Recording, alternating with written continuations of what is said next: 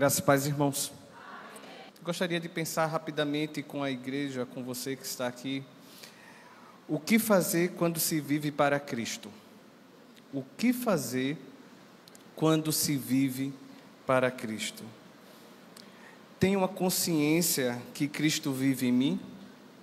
Eu tenho essa consciência ela refere-se à vida espiritual que o crente possui por meio da atuação do Espírito Santo. Se fôssemos pensar para o apóstolo Paulo, a expressão Cristo vive em mim, o que significa? Cristo vive em mim. O que significa para o apóstolo Paulo? Significa que Cristo está no comando na vida dele e não mais ele. E porque Cristo está no comando da sua vida, da vida do apóstolo Paulo, essa expressão significa uma mudança progressiva de coração e de mente, trazendo transformação devido à atuação e o poder do Espírito Santo. Quando Cristo vive em mim ou em você, há comunhão com Deus. Há uma vida que nós buscamos a aprovação de Deus na nossa vida por meio da fé. Vivemos para Cristo quando Cristo vive em nós. Cristo vive em nós quando vivemos para manifestar a glória de Deus. E quando isso acontece, nossa vida é impactada por Jesus, quando estamos unidos a Ele. Sua família é impactada por Jesus, quando está unida a Ele. A igreja é impactada por Jesus, quando está unida a ela. Gálatas 2:20, Paulo disse: já não vivo eu, mas Cristo vive em mim. Em 2 Coríntios 13:5 diz: examinem-se para ver se realmente estão na fé. Provem a si mesmo, ou não reconhecem que Jesus Cristo está com vocês. A não ser, Paulo diz, que já tenham sido reprovados. Colossenses 3:3, Paulo diz: e a vida de vocês está oculta juntamente com Cristo em Deus. O que eu quero dizer com essa introdução é que Paulo tinha comunhão, tinha noção, tinha consciência da união da vida dele com Deus. Não só a união da vida dele quando estava na sinagoga, quando estava no templo, mas no dia a dia dele. E que isso trouxe transformação de vida. Então, o que fazer quando se vive para Cristo? Vamos abrir a nossa Bíblia em Atos capítulo 17, a partir do verso 16.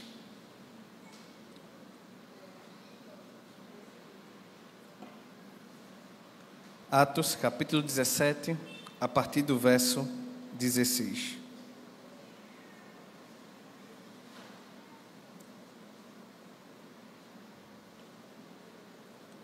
Nós vamos ver a história de Paulo na cidade de Atenas.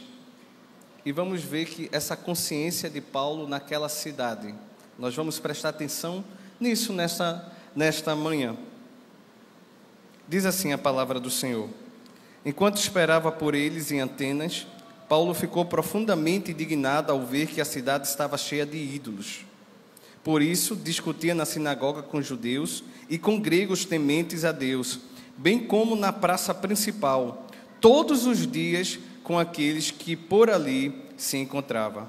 Alguns filósofos epicureus e estoicos começaram a discutir com ele, e alguns perguntavam: o que está tentando dizer esse tagarela? Outros diziam: parece que ele está anunciando deuses estrangeiros. Paulo estava pregando as boas novas a respeito de Jesus e da ressurreição. Então o levaram a uma reunião no Areópago, onde lhe perguntaram: podemos saber que novo ensino é esse que você está anunciando? Você está nos apresentando algumas ideias estranhas e queremos saber o que elas significam. Todos os atenienses e estrangeiros que ali viviam não se preocupavam com outra coisa, senão falar ou ouvir as últimas novidades. Então Paulo levantou-se na reunião do Areópago e disse: atenienses, vejo que em todos os aspectos vocês são muito religiosos, pois, andando pela cidade, observei cuidadosamente seus objetos de culto e encontrei até um altar com esta inscrição: ao Deus desconhecido. Ora, o que vocês adoram, apesar de não conhecerem, eu lhes anuncio. Até aqui.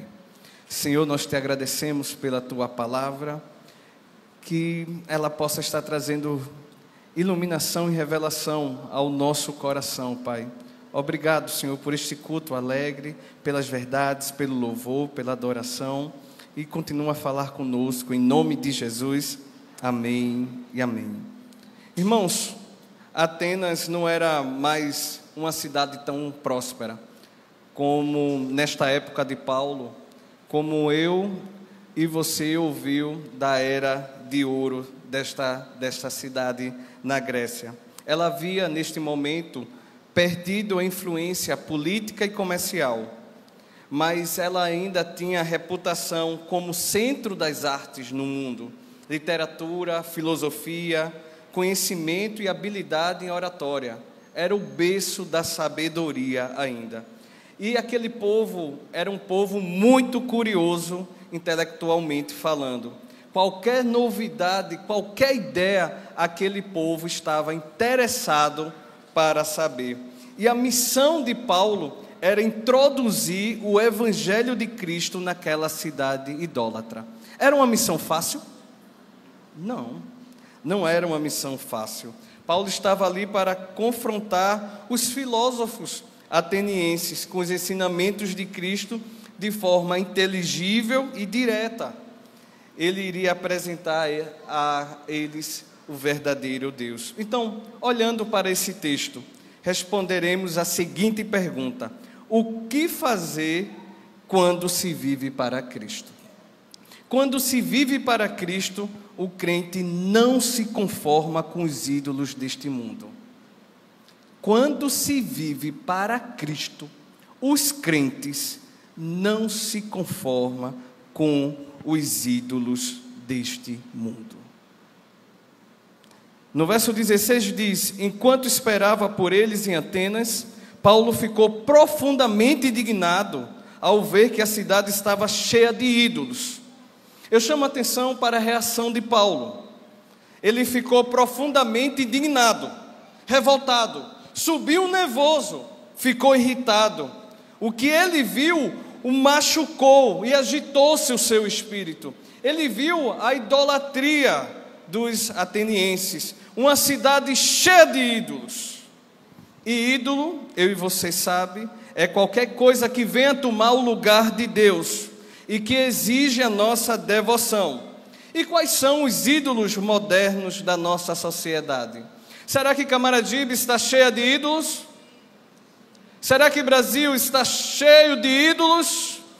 Será que a sua casa está cheia de ídolos? Será que o seu coração tem algum ídolo? Quais são os ídolos modernos da nossa sociedade? Um ídolo moderno é a ciência. Isso mesmo, a ciência. O cientificismo promete salvação secular. O que o médico lhe dizer, você assina embaixo. Você acredita num médico como Deus ou não?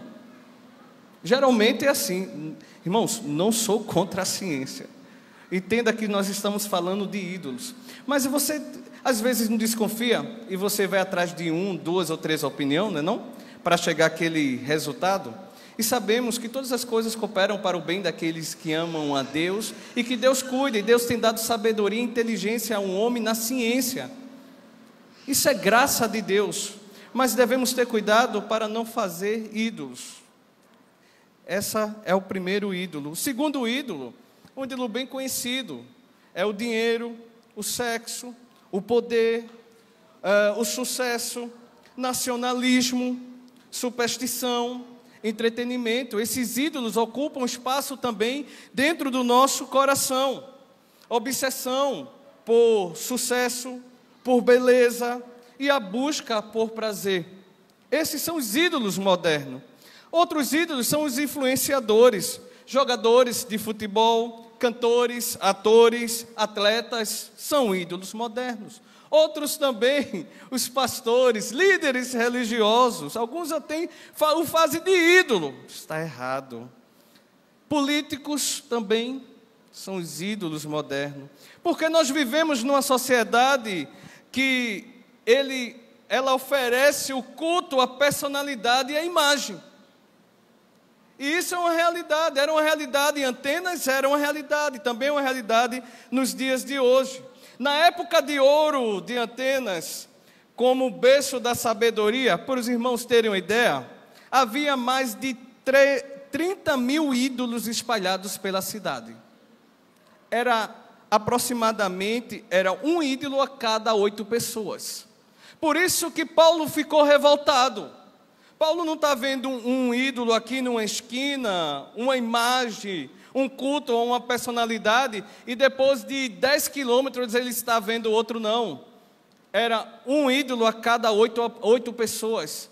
Ele andava por Atenas e esbarrava em ídolos. O culto à personalidade, o culto à imagem. E hoje é diferente, irmãos. Você entra na sua rede social, no seu YouTube, na sua Netflix e tantas outras coisas. Está lá dizendo, olha, eu estou aqui para alimentá-lo. E querendo nossa devoção, nossa atenção total, ou não? Êxodo capítulo 20, o verso 3 e o verso 5 diz: não tenha outros deuses diante de mim. Não faça para você imagem de escultura, nem semelhança alguma do que há em cima do céu, nem embaixo da terra, nem nas águas debaixo da terra. Não adore essas coisas, nem preste culto a elas, porque eu, Senhor seu Deus, sou Deus zeloso. Deus sabe onde eu e você, nós estamos colocando a nossa confiança. Nós estamos. E aqui nós aprendemos, quando se vive para Cristo, o crente não se conforma com os ídolos deste mundo. A reação de Paulo ao que ele viu, que agitou-se o seu espírito, foi pregar o evangelho para abrir os olhos dos cegos de coração, dos cegos intelectuais de Atenas. O verso 17, Paulo pregou na sinagoga, se você acompanhar aí na sua Bíblia. Foi para o mercado público, Paulo foi para a praça. Em todo canto ali, Paulo estava aproveitando a oportunidade para falar de Jesus Cristo. Por quê? Paulo ele não se envergonhava do Evangelho. Paulo sentia essa necessidade. Por quê? Porque Cristo vivia no seu coração. Ele tinha essa convicção, Cristo vive em mim. Eu vou ver esses ídolos e eu sei que isto está errado. E ele começou a falar do verdadeiro Deus. No verso 18, diz: pois Paulo estava pregando as boas novas a respeito de Jesus e da ressurreição. Paulo aproveitava a oportunidade. Paulo ele não inventava histórias, nem pregava coisa da sua cabeça. Paulo pregava o evangelho, que é poder de Deus para quem crê. Em 1 Coríntios 1:18 diz: certamente a palavra da cruz é loucura para os que se perdem, mas para nós que estamos sendo salvos, ela é o quê? Poder de Deus. Paulo estava ciente que os gregos buscavam sabedoria. Por isso que em 1 Coríntios 1:22 ele diz: mas a mensagem de Paulo é o Cristo crucificado. E o Cristo crucificado, o que significa? Para aqueles sábios gregos, loucura.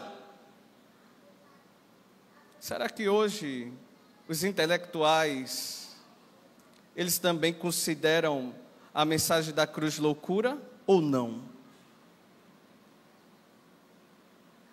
Você só vê o filme de Jesus uma vez ou duas no ano, é em Natal ou na Páscoa. No cinema, quando entra um filme evangélico, é uma semana e meia, 2 no máximo.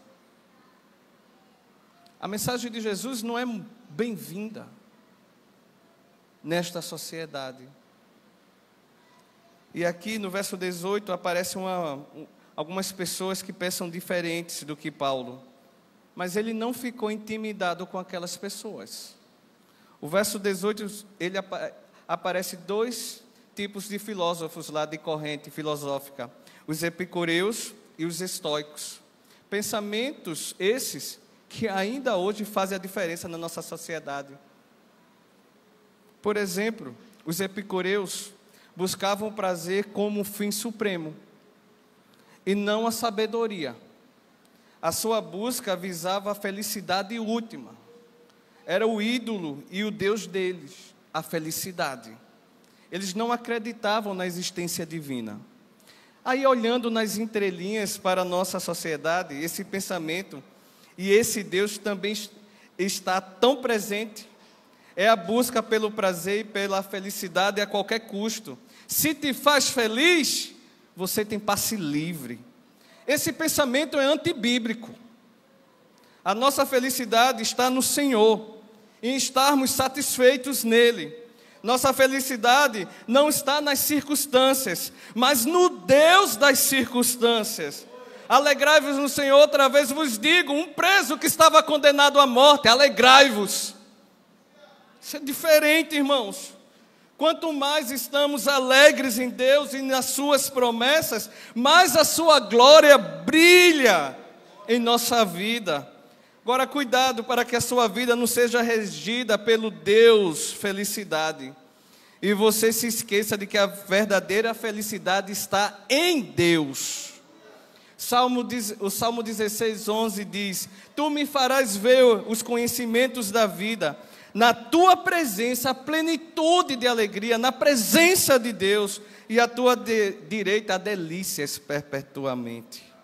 Esses eram os epicureus que queriam intimidar Paulo, e Paulo dizia: não, a minha felicidade está em Cristo, está em Deus. Mas também tinham os estoicos, que valorizavam o esforço pela perfeição ética. Em tudo viam Deus, eles eram panteístas, pois acreditavam que o ser divino estava unido ao mundo, mas negava a existência de um Deus pessoal. Por isso que zombaram de Paulo, do verso 32 e 33. Para eles, a sabedoria aparecia como uma forma de se libertar das emoções, a racionalidade pura. Eram indiferentes às emoções, guiado apenas pela razão. O Deus deles era o próprio eu controlando o pensamento, que sabiam como colocar tudo sob controle. Eles acreditavam, os estoicos: está tudo sob controle porque eu sei o que eu vou fazer. E as emoções não tomavam conta dele. Esse pensamento também está presente no nosso dia a dia. Precisamos ter cuidado para não se achar autossuficiente e esquecer de Deus. E Paulo combateu essas correntes. E já concluindo, irmãos, uma reflexão. Do verso 19 ao verso 23, onde lemos: Paulo não perdeu a oportunidade para falar de Jesus. Foi convidado para ir ao Areópago e aproveitou a oportunidade que Deus colocou em suas mãos. E não se intimidou com aqueles filósofos. Não se intimidou com aqueles ídolos. Paulo tinha um verdadeiro Deus ao seu lado.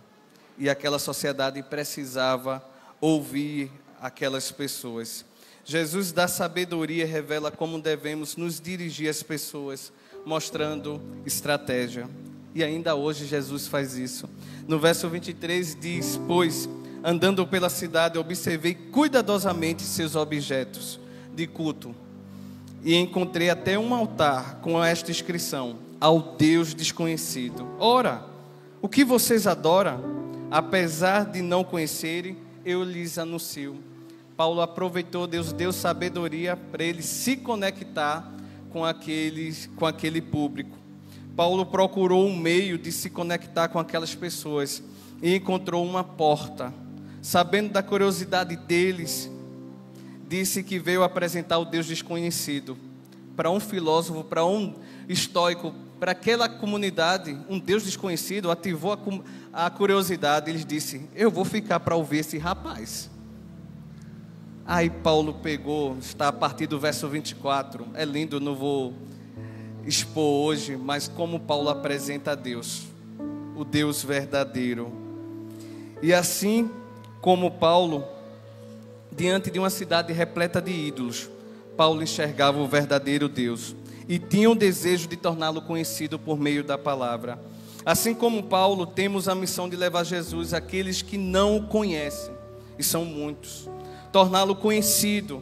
Mas para isso precisamos olhar para esta sociedade e reconhecer quais são os seus ídolos e adorar apenas a Deus. E para que isso aconteça, precisamos ter Cristo em nosso coração e procurar viver para Ele. Quando se vive para Cristo, primeiramente, nós não nos conformamos com este mundo. Segundo, quando se vive para Cristo, o crente proclama sua fé em Deus sem medo. E terceiro, quando se vive para Cristo, o crente colhe os frutos da mensagem do Evangelho. Então, irmãos, minha pátria para Cristo começa a ser de Cristo quando eu e você vivemos para Cristo, proclamando a sua palavra. Se a gente dizer minha pátria para Cristo e ficar calado, isso não vai acontecer não. Deus quer usar a minha, a sua vida. Então, minha pátria para Cristo começa em você, começa em mim, quando eu e você vivemos para Cristo. Amém?